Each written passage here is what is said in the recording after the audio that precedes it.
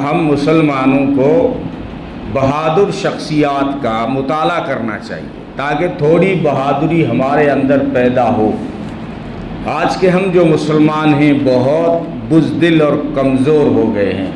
کوئی بھی واقعہ ہوتا ہے نا تو بولنے تک کی ہمت نہیں کرتے کہ جانے دے یار اپنے پھنس جائیں گے۔ نیتا خاموش ہیں کہ ہم بولیں گے تو ہم پھنس جائیں گے۔ قوم کے چودھری چپ ہیں کہ اگر ہم بولے تو ہم پھنس جائیں گے۔ قوم کے مولوی چپ ہیں کہ ہم بولے تو ہم پھنس جائیں گے۔ یعنی کہیں نہ کہیں ہم بزدل ہو گئے۔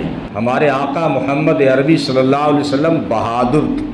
حدیث میں آتا ہے ایک مرتبہ مدینے میں رات کو عشاء کے بعد رات کافی گزر چکی تھی، ایک آواز آئی مدینے کے پاس، تو لوگوں کو یوں لگا کہ کسی دشمن نے حملہ کر دیا۔ اب وہ آواز کیا تھی اس کی تفصیل حدیثوں میں نہیں آئی، لیکن کوئی مدینے کے قریب کوئی زبردست قسم کی آواز آئی، جیسے کسی دشمن نے یکبارگی حملہ کر دیا ہو۔ تو لوگ اٹھے اور اپنے گھوڑوں کو سنبھالا، اونٹوں کو سنبھالا، اس کے زین کو سنبھالا، رسیوں کو سنبھالا۔ اس میں ٹائم تو لگ گیا نا، اونٹ کہاں ہے، پلان کہاں رکھا ہوا ہے، رسی کہاں رکھی ہوئی ہے۔ لوگ نیند سے اٹھے اور اس کو کس رہے ہیں اور گھوڑے تیار کر رہے ہیں۔ لیکن جب گھوڑوں پہ سوار ہو کر مدینے سے باہر نکلے صحابہ کرام تو دیکھا کہ ننگی پشت پر حضرت ابو طلحہ کا گھوڑا تھا، ان کی ننگی پشت پر محمد عربی صلی اللہ علیہ وسلم تشریف لا رہے اور فرما رہے گھبرانے کی کوئی بات نہیں، جو خطرہ تھا وہ میں ٹال کر آ گیا۔ یعنی جیسے ہی آواز آئی تھی تو لوگ تو رسیاں اور زین اور پلان دیکھنے لگے۔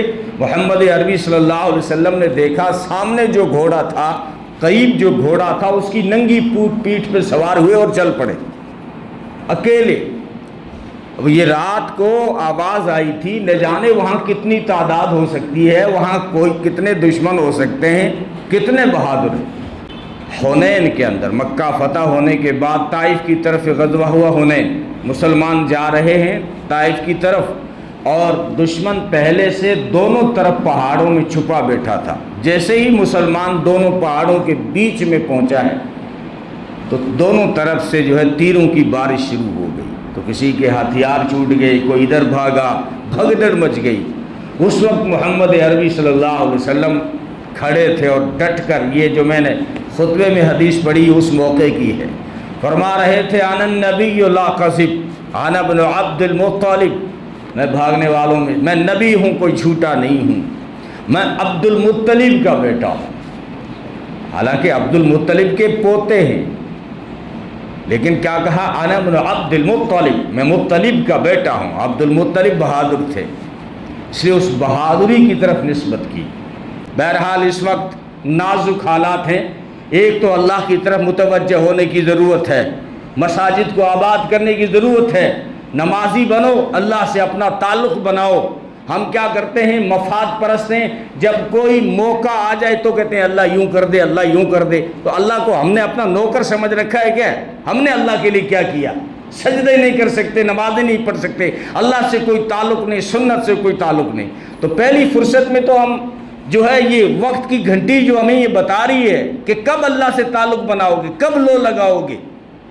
کیوں پہلے مسلمانوں کی مدد آ جاتی تھی، اب تمہاری کیوں نہیں آتی؟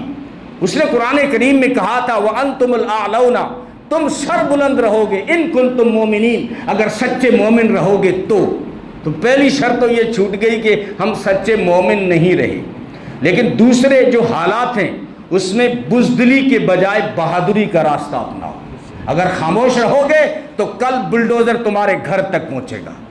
اگر یوں سمجھو گے ٹھیک ہے اس کے اوپر چل رہا ہے میں کیوں بولوں، اگر خاموش رہو گے تو وہ دن دور نہیں ہے۔ اگر غیر مسلم خاموش رہے تو یہ دن بھی دور نہیں ہے کہ آج وہ بلڈوزر جو مسجد پہ چل رہا ہے کل مندر پہ چل رہا ہوگا، کیونکہ سیاست کی روٹیاں سیکنے والوں کو عبادت گاہیں نظر نہیں آتی ہیں۔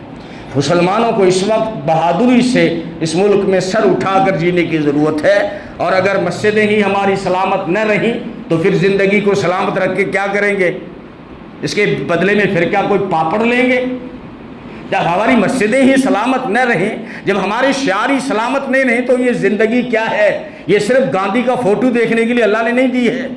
مسلمانوں کو بہادر ہونے کی ضرورت ہے۔ حضرت عمر کی زندگی پڑھیں، حضرت خالد کی زندگی پڑھیں، حضرت محمد عربی صلی اللہ علیہ وسلم کی زندگی پڑھیں تو ہمیں بہادری کے سبق ملیں گے۔ اللہ تعالیٰ ہم سب کو کہنے سننے سے زیادہ عمل کی توفیق عطا فرمائے۔